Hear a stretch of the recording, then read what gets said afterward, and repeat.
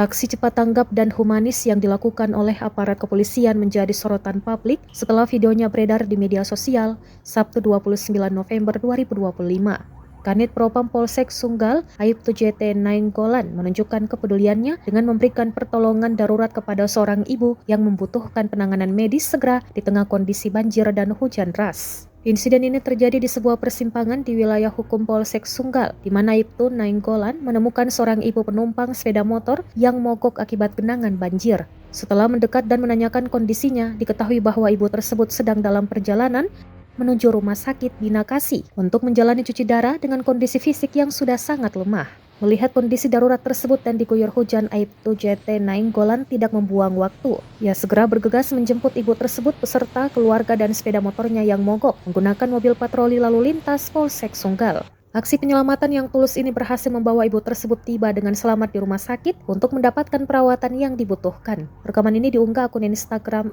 @sabaraid dan mendapat apresiasi luas dari warganet atas dedikasi dan empati petugas kepolisian.